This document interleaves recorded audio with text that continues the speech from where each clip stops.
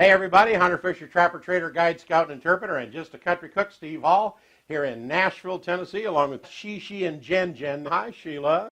Hi, this is Shishi. Hi, this is Jen Jen. And we're here today to do another recipe. Yes, we're going to do beef tostada salad bowls. That sounds good. And we're going to make our own bowls instead of buying the store-bought kind. So what we have here are a couple flour tortillas and some oil. And I'm going to have Sheila base some oil on each side of those and just cover it lightly. Make sure it's completely covered.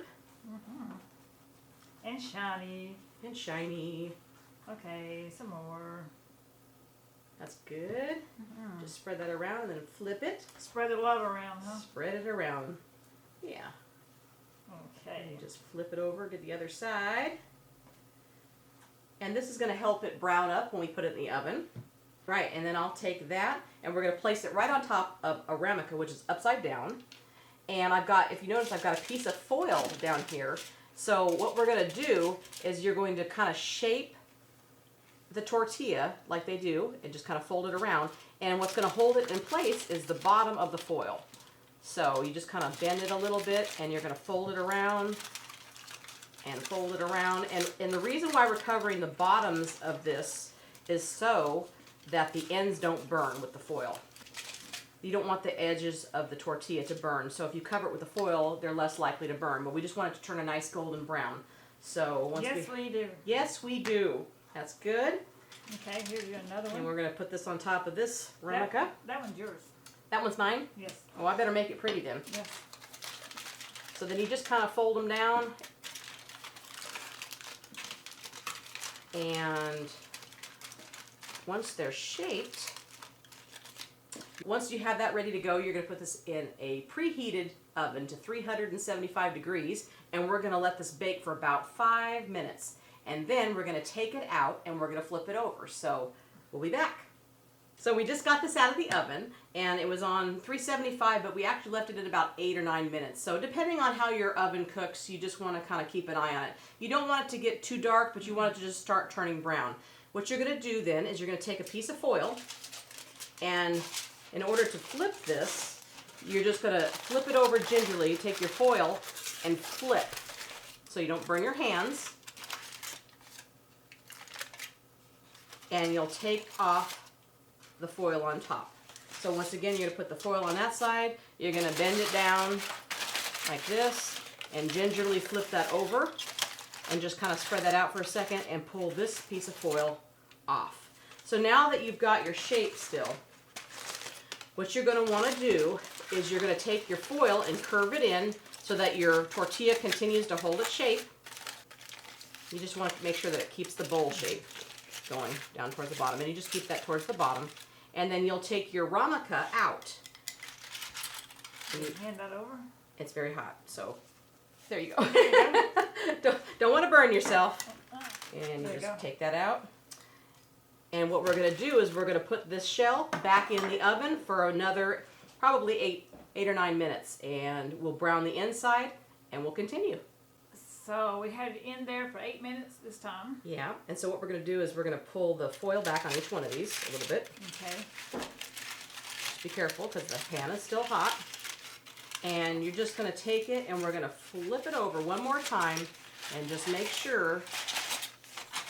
Okay, flip that one. And flip this one, and then you just curl up the edges around the bottom because you don't want those edges to burn. So just kind of lightly tuck it around the bottom one more time. We're going to put it in for another 5-6 minutes, and that should be it because this is getting nice and firm. You just want it to be, and you can make it, if you like your tortillas a little bit softer, you can leave it that way, but we're going to make these crunchy. So I love crunchy, anything. Just don't want the edges to burn.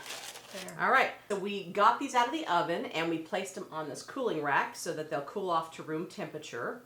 And we flipped it a couple more times just to make sure, you just want to make sure that they're nice and golden brown, and you can make them as crunchy as you want. If you want to keep them in there a little longer, make them really crunchy, you can. I love crunchy. Yes. The first thing we're going to add in the bottom is some beans because that'll keep it from getting soggy and the lettuce from getting soggy. So I'm going to take a little bit of the I have a little mixed pinto kidney type bean, and we're just going to put some of those in the bottom. Now you could use refried beans if you'd like. It's a preference. I'm just using the regular beans in the bottom of the salad. And you can also add a little bit more on top. And then we're going to take some of that lettuce and put it in each one of these. Okay. So then what you're going to do is you're going to take your hamburger meat or your taco seasoned meat that you've already prepared. I've already prepared this earlier with just some taco packet seasoning and some ground beef. You can, you do it with shredded beef. If you've got leftover pork you want to use, you could just shred it up and do shredded beef. You can even do it with chicken. And we're just going to take this and I'm going to just pour some of this into, and I'm making a big mess, but that's okay because it's going to taste yummy. Messy's better. Messy's good. And you're just going to pour that right in. Whoops. It's okay, Sheila. You can pick that up and eat it. Oh, no. That's me. Yeah, you're just going to eat those. And then you can add yourself a little bit of corn. Sprinkle a little corn in there. And really, it's up to you what you want to add as far as your toppings are concerned. Everybody's got their own personal preference of what they want to add.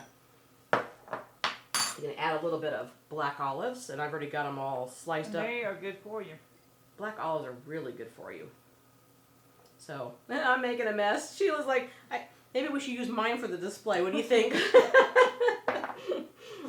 All right, and then we're going to have a little bit of that Pico de Gallo, which has all the cilantro and onion and tomatoes and everything in it. And you can do it as much as you want. And then you can sprinkle a little bit of cheese. And you can do this in any order. You can put these toppings, just load that on there. Yeah. She's like, I'm just going to put that on there. That's good. That's good on this one. That's enough on that one? Yeah. I love cheese. We'll just pile it on. Sheila's going to pile it up high on hers. And then we can take a little bit of the sour cream, and I'll just glob that on right there. And you don't even need dressing because you've already got the sour cream, and you've got some guacamole, and you'll just dab that on there, and that is going to be your dressing. And to make it look pretty, we'll take a little bit of cilantro that I've got here, and we'll just... Oh, how cute. Isn't that special? If you like bite, because this is going to give you a little bit of bite. And that's good for you. All right. You ready? Are you ready to try this? Okay. I'm ready. Let's try it. So you just mix up your sour cream, guacamole, all the goodies, and you just dig in. And you can take a little bit of a little bit of your shell and eat it with it. Mmm. Mm-hmm. Yeah. Mm-hmm. Try the shell. It's good, huh? It's crunchy. So you could just make a whole meal out of this. And this is everything. All your vegetables and meat and everything. Anything that you need. What'd you say about if you want to do it keto? If you want to do this keto, you could just use a low-carb tortilla instead of a regular tortilla. And just don't put the corn in and the beans. You could just do it with more of a vegetable-based, with cheese and meat. And you can still have the guacamole and you can still have the sour cream. We hope you enjoyed this recipe. Thanks again for watching and liking and sharing. And subscribing. And don't forget to follow us on Facebook. And Twitter and Instagram.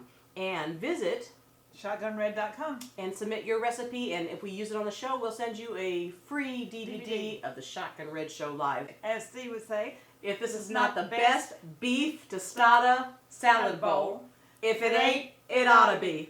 Thanks again for watching. We'll see you next time right here on Cooking with Shotgun Red. Here we go.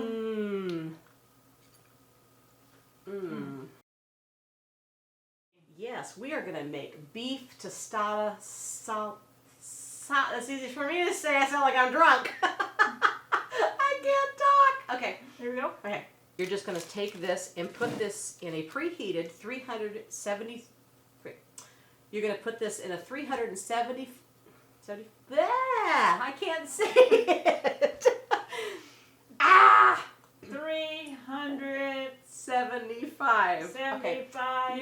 You're going to put this in a... Okay. All right, so we just got this out of the oven, and actually it stood in there. It was a... Yes. One more time with feeling. Next one. one's gonna be great. The next one's gonna be really good. Okay. As Steve would say. As Steve would say. As Steve would say. You say it. No, you say it. As Steve would say. If this is Yeah, not the best best beef, just I got the beef. Okay. Well, that's Shishi and Jen, them two girls having too much fun. We hope you enjoy this recipe, and we really hope you subscribe to our channel. That's easy. Little Shotgun Red's face will pop up over here in a little bit. When you click on it, it'll say subscribe, then you're subscribed. Next to it will be a little notification bell. If you click that little bell, then YouTube will send you every single one of our recipes or a notification that we posted one as soon as it comes out. See you next time, right here on Cooking with Shotgun Red. Is this the best? If it ain't, it ought to be.